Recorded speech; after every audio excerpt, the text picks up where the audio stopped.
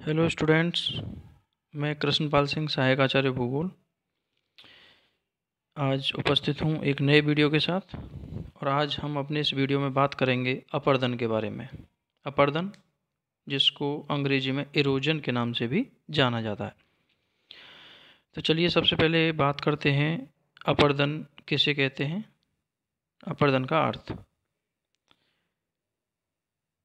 तो जैसा कि आप स्क्रीन पे देख रहे हैं, अपरदन जो है लैटिन भाषा के एरोडेरे शब्द से बना है।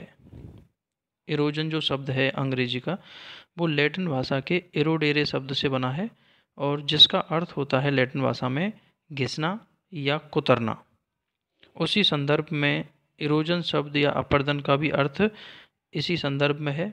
और अपरदन प्रमुख रूप से एक गतिशील प्रक्रिया है जिसमें चट्टानें, जो अपरदन के 5 कारक हैं, हिमनद, भूमिगत जल, लहरें, वायु और नदियों के द्वारा निरंतर घिसती कटती रहती हैं तथा प्रवहित होती रहती हैं। तो ये अपरदन कहलाता है। अर्थात अपरदन के कारकों के द्वारा चट्टानों का घिसना, कटना अपरदन के अंतर्गत शामिल किया जाता है। और साथ ही साथ अपरदन के अंतर्गत उस घिसकर कटकर अलग हुए मलबे का परिवहन भी शामिल होता है। तो हमें यह ध्यान रखना होगा कि अपरदन में चट्टानों का घिसना और उस घिसकर अलग हुए मलबे का स्थानांतरण भी अपरदन प्रक्रिया में ही शामिल किया जाता है। तो इस प्रकार से अपरदन एक गतिशील प्रक्रिया है। इससे पहले हमने अपक्षय के बारे में पढ़ा। तो अपक्षय एक स्थैतिक प्रक्रिया थी जिसमें चट्टानें अपने ही स्थान पर स्वतः टूटती रहती हैं विभिन्न जलवायु कारकों के द्वारा। लेकिन इसके विपरीत अपरदन में जो अपरदन के एजेंट हैं, जो अपनी गतिज शक्ति के द्वारा चट्टानों को विभिन्न तरीकों से काटने का कार्य करते हैं और उस कटे हुए मलबे को अपने साथ बहा करके किसी अन्यत्र स्थान पर निक्षेपित करते हैं। तो इस प्रकार से अपरदन में चट्टानों का कटना और कटे हुए मलबे का स्थानांतरण, ये दोनों ही प्रक्रियाएं शामिल की जाती हैं। अब हम यहाँ बात करेंगे अपरदन के विभिन्न रूपों की या अपरदन की विधियों की, कि अपरदन किन किन रूपों में होता है, अर्थात अपरदन के तरीके क्या हैं। तो यहाँ जैसा कि देख सकते हैं आप, अपरदन के विभिन्न रूप या विधियाँ यहाँ लिखी हुई हैं। तो इसमें सबसे पहले हम बात करते हैं अपघर्षण की। अपघर्षण, जिसको अंग्रेजी में कोरेजन के नाम से भी जाना जाता है। और अपघर्षण में जो अपरदन के कारक हैं, ये अपनी घर्षण प्रक्रिया के द्वारा अपनी घर्षण की जो ताकत है, गतिज ऊर्जा है, उसके द्वारा ये चट्टानों को लगातार घिसने का कार्य करते हैं। लगातार घर्षण प्रक्रिया होती है और उस घर्षण के द्वारा चट्टानें निरंतर कटती रहती हैं। और चूंकि ये अपरदन के कारक अपने बहने के दौरान कुछ छोटे मोटे जो चट्टानों के कण या टुकड़े, जिनको कि इन कारकों के अपरदन के औजार या अपरदन के यंत्र के रूप में जाना जाता है, तो उन चट्टानी टुकड़े जब उस बहते हुए कारक के साथ गतिशील होते हैं तो वो मार्ग में पड़ने वाली चट्टानों को लगातार खरोंचते हुए चलते हैं, लगातार घर्षण करते हुए चलते हैं और इस प्रकार से चट्टानों का अपरदन होता है। चट्टानें लगातार घिसती और कटती जाती हैं और ये जो तरीका है अपरदन का, ये अपघर्षण के नाम से जाना जाता है। और अपघर्षण मुख्य रूप से नदी, हिमनदी और वायु, इन 3 के द्वारा अधिक होता है क्योंकि इनमें गतिशीलता अधिक होती है। अब हम बात करते हैं अपरदन की दूसरी विधि या दूसरे रूप की, और वो है सन्निघर्षण।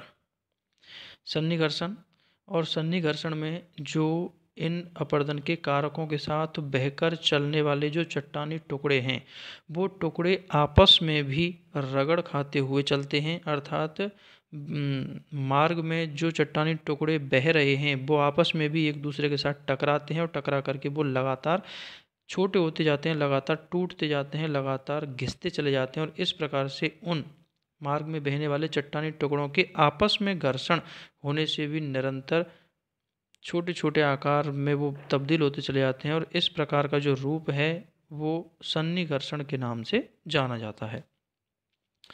अब हम बात करते हैं अगली तरीके की, और अगला जो रूप है अपरदन का वो है जलीय दाब क्रिया, जैसा कि नाम से स्पष्ट है, इसमें जल का जो दबाव कार्य है वो अपर्दन के लिए जिम्मेदार होता है। और इसमें नदी जल के भारी दबाव से या फिर कभी कभी जल के भंवर बनने पर जल का काफ़ी अधिक दबाव चट्टानों के ऊपर पड़ता है और उस दबाव की वजह से चट्टानें टूटती हैं या उस दबाव की वजह से चट्टानों का अपर्दन होता है। तो इस प्रकार का जो अपर्दन है वो जलीय दाब क्रिया के अंतर्गत शामिल किया जाता है।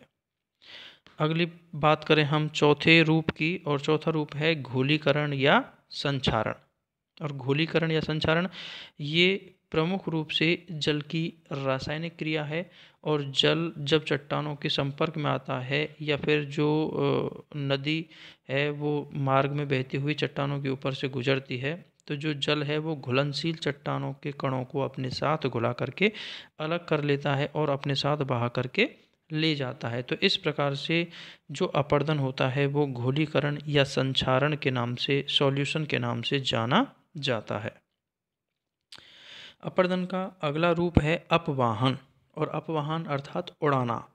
और अपवाहन की जो तरीका है या अपवाहन जो है वो मुख्य रूप से वायु के द्वारा होता है।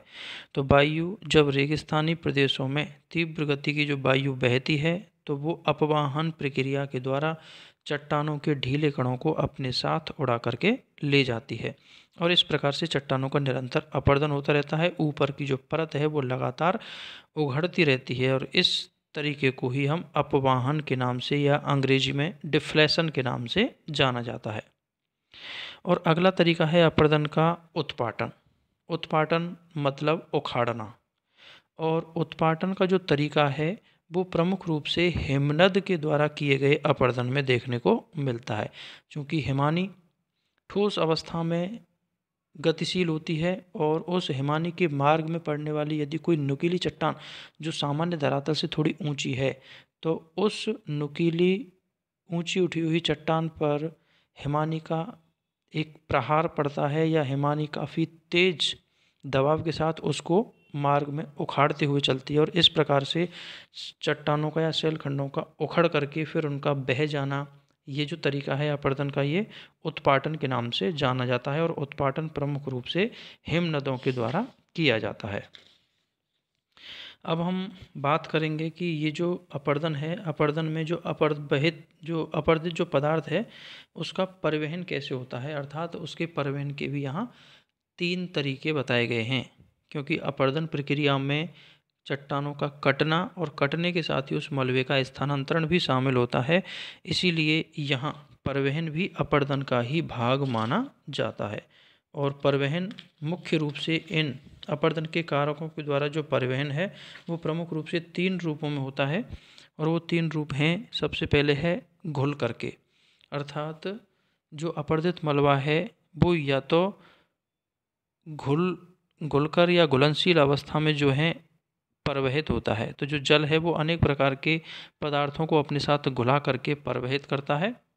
तो ये परिवहित होने का पहला तरीका घुलकर, या फिर दूसरा है निलंबन की स्थिति में, अर्थात जो मलबा है वो उस बहते हुए कारक जैसे नदी है या फिर हिमनद या फिर वायु है, सागरीय तरंगें या भूमिगत जल, कोई भी हो सकता है, तो उसमें मलबा निलंबित अवस्था में बह सकता है, अर्थात उसका जो परिवहन है वो निलंबन के रूप में भी हो सकता है। और बहुत से जो छोटे आकार के चट्टानों के कण हैं वो तैरते हुए या लटकते हुए प्रवाहित होते हैं और इस प्रकार की जो तरीका है परिवहन का वो निलंबन के अंतर्गत शामिल होता है। और तीसरा है परिवहन का रूप लुढ़ककर, अर्थात जो बड़े आकार के चट्टानी टुकड़े हैं वो प्रमुख रूप से नदियों, हिमनदों या अन्य कारकों के द्वारा लुढ़का करके क्रमशः स्थानांतरित होते रहते हैं। तो इस प्रकार घिसटते हुए या लुढ़कते हुए जिन पदार्थों का परिवहन होता है वो इस ट्रैक्शन क्रिया के अंतर्गत या लुढ़कने के अंतर्गत शामिल होते हैं। तो इस प्रकार से अपर्दित मलबा मुख्य रूप से इन 3 रूपों में परिवहित होता है, या तो वो घुल करके परिवहित होता है या फिर निलंबित अवस्था में परिवहित होता है या फिर उनको लुढ़का करके एक स्थान से दूसरे स्थान तक स्थानांतरित किया जाता है। तो इस प्रकार से ये अपर्दन की प्रक्रिया के बारे में और अपर्दन के विभिन्न रूप और उस अपर्दित पदार्थ के परिवहन के तरीकों के बारे में हमने आज इस वीडियो में जाना। उम्मीद करता हूँ आपको दी गई जानकारी समझ में आई होगी।